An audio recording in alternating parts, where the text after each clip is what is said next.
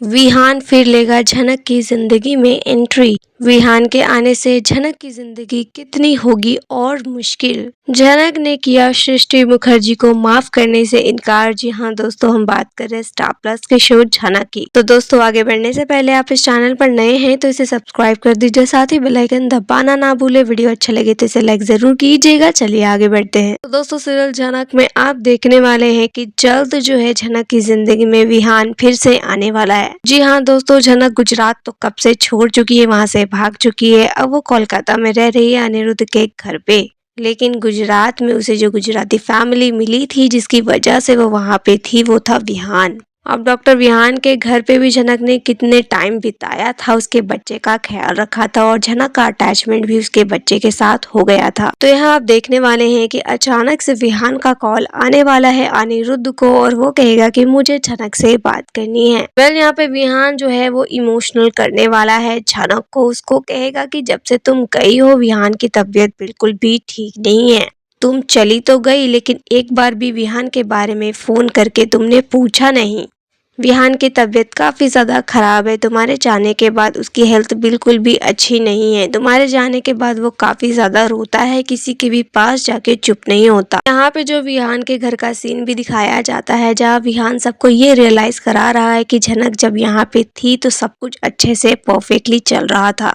झनक की वजह से ही प्रियांशी की शादी अच्छे से हो पाई है। इवन उसने प्रियांशी की कितनी सारी ख्वाहिशों को भी पूरा किया है। और रही बात आप लोगों की, तो आप लोगों ने कभी भी उससे अच्छे से बात नहीं की, हमेशा उसके साथ बुरा किया है और उसने मेरे बच्चे को इतने अच्छे से संभाला है। उसके जाने के बाद कोई भी मेरे बच्चे को ठीक से संभाल नहीं पाता है।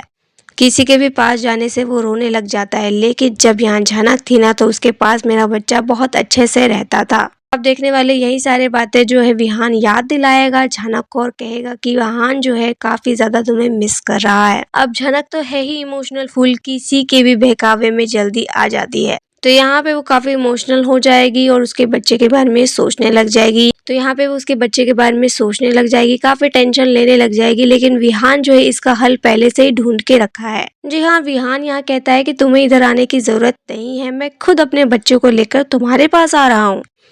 अब दोस्तों, ये क्या बात हुई। झनक से उस बच्चे की अटैचमेंट थी माना, लेकिन जब जब उसके बच्चे की तबीयत खराब होगी तो क्या वो हर बार झनक को ही ढूंढेगा। आखिर ये क्या दिखाया जा रहा है शो में कि हर किसी को झनक की ही जरूरत है। मतलब अगर किसी का ख्याल रखना है तो वहाँ झनक होनी चाहिए। क्या झनक के अलावा कोई और व्यक्ति नहीं है जो किसी का केयर टेकर बन सके, कोई किसी का ख्याल रख सके। क्या झनक इतनी ज्यादा परफेक्ट है कि किसी के भी साथ रहती है, किसी का भी ख्याल रखती है तो वो इंसान बिल्कुल ठीक हो जाता है। अब चाहे इसमें कोई बुजुर्ग व्यक्ति हो, जवान व्यक्ति हो या कोई बच्चा हो, हर किसी को ख्याल रखने के लिए झनक ही क्यों चाहिए। तो दोस्तों, ये बात तो काफी ज्यादा समझ के पड़े हैं, लेकिन मेकर्स यहाँ ये दिखाना चाह रहे हैं कि विहान के बच्चे को झनक की बेहद जरूरत है। अब झनक तो यहाँ जाने वाली नहीं है गुजरात। ये अनिरुद्ध बिल्कुल भी रिस्क नहीं लेने वाला है झनक की लाइफ को लेकर। वो झनक को कहीं भी आने जाने से रोकेगा, नहीं जाने देगा। तो यहाँ पे झनक भी वादा कर चुकी है कि मैं यहाँ अर्शी दीदी का ख्याल रखूंगी, उनके बच्चे का ख्याल रखूंगी। जब तक बच्चा इस दुनिया में नहीं आता है मैं इनकी सभी ख्वाहिश को पूरा करूंगी।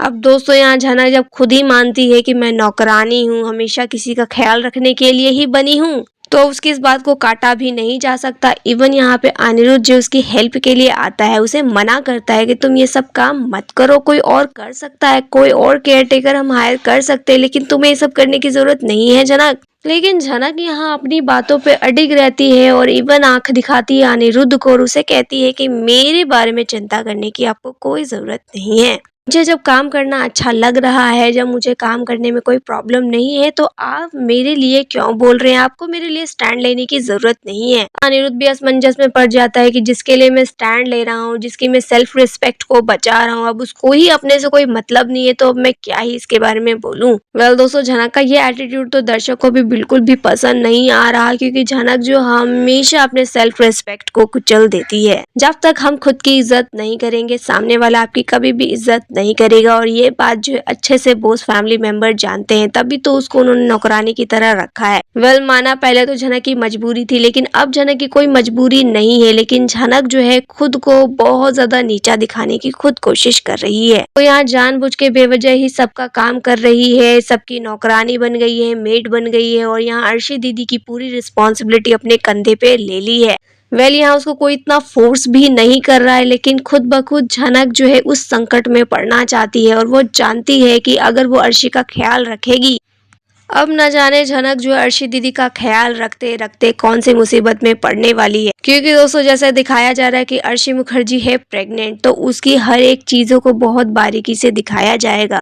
यानी झनक उसकी केयर टेकर बनी है, तो अगर कुछ भी गड़बड़ होती है अर्शी मुखर्जी के साथ तो सारा का सारा इल्जाम झनक के ऊपर ही आने वाला है। जी हाँ दोस्तों, आगे की स्टोरी देखकर तो ऐसा ही कुछ लग रहा है, क्योंकि झनक आई अचानक से और सारी रिस्पॉन्सिबिलिटी अर्शी की खुद पे ले ली। यहाँ वो अर्शी का ख्याल रख रही है, उसे खाना पीना दे रही है, उसके सारे डाइट को प्लान कर रही है। तो यहाँ पे अगर अर्शी के साथ कुछ भी गड़बड़ होता है तो सारा इल्जाम झनक के ऊपर लगाया जाएगा और फिर दोस्तों वही कहानी रिपीट की जाएगी कि झनक के ऊपर सब अत्याचार कर रहे हैं, सब उस पर बेवजह इल्जाम लगा रहे हैं और झनक खुद को डिफेंड करती हुई नजर आएगी। अब अनिरुद्ध जो यहाँ असमंजस में पड़ जाएगा कि झनक सच कह रही है, झनक झूठ बोल रही है, झनक को मैं कैसे बचाऊं, झनक को तो पहले मैं मना कर रहा था ये सब मत करो। क्योंकि यहाँ अर्शी का जो बिहेवियर वो बिल्कुल भी ठीक नहीं है, वो पूरा रिवेंज लेना चाहती है झनक से कि झनक मैंने तो तुम्हें पहले ही मना करा था इस घर में मत रहो, लेकिन अब तुम रहना चाहती हो ना, तो अब मैं तुम्हारे साथ बहुत बुरा करने वाली हूँ। तो यहाँ पे वो झनक से खूब सारा काम करवाएगी और उसको काफी ज्यादा टॉर्चर करेगी। लेकिन झनक के लिए सिर्फ इतना ही नहीं, और भी मुसीबत उसका इंतजार कर रही है। आप देखने वाले हैं कि विहान बहुत जल्द अपने बच्चे को लेकर कोलकाता आएगा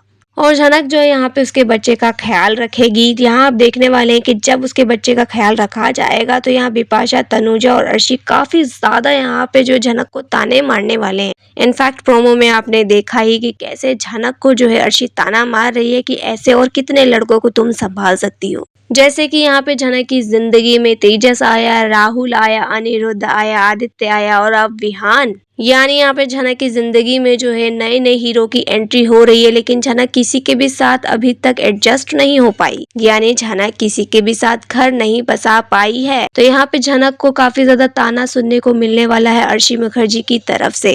ये सारी बातें तो झनक के कैरेक्टर के ऊपर ही जाता है, लेकिन झनक अपने कैरेक्टर, अपने चरित्र पे उठ रहे सवाल को किस तरीके से जवाब देगी ये देखना काफी दिलचस्प होगा। लेकिन विहान के आने से झनक की जिंदगी में और कौन कौन सी मुसीबतें आएंगी देखना काफी ज्यादा दिलचस्प होने वाला है दोस्तों। कि अगर विहान आता है झनक के पास तो अनिरुद्ध के मन में जेलसी फैक्टर बढ़ने वाला है, क्योंकि जब जब कोई नया हीरो झनक की लाइफ में आता है अनिरुद्ध बहुत बेचैन हो जाता है। लेकिन यहाँ पे अर्शी को ये सब देखकर काफी ज्यादा मजा आएगा कि झनक की जिंदगी भी क्या ही जिंदगी है। ये लड़की ना तो खुद आगे बढ़ रही है और दूसरे के बच्चे को संभाल रही है, दूसरे के पति पर नजर रख रही है। झनक कभी भी जिंदगी में आगे नहीं बढ़ सकती। ये सारे ख्याल जो है अर्शी के मन में चल रहे होते हैं। पर दोस्तों यहाँ विहान को लाया जा रहा है तो कुछ न कुछ यहाँ नया ट्विस्ट और धमाका भी जरूर इसके अंदर होगा। वैसे देखा जाए स्टोरी में तो विहान को लाने की कोई जरूरत नहीं थी, स्टोरी अब नए ट्रैक पे चल रही थी, लेकिन अचानक से मेकर्स यहाँ विहान को ला रहे हैं, वो भी अपने बच्चे के साथ आ रहा है, तो जरूर कुछ न कुछ नया ट्विस्ट और धमाका होने वाला है अपकमिंग एपिसोड में। तो दोस्तों फिलहाल अपकमिंग एपिसोड के लिए आप कितने ज्यादा एक्साइटेड है आप हमें कॉमेंट में बताइए। वीडियो अच्छा लगे तो इसे लाइक कीजिए, सब्सक्राइब कीजिए फॉर मोर अपडेट्स। धन्यवाद।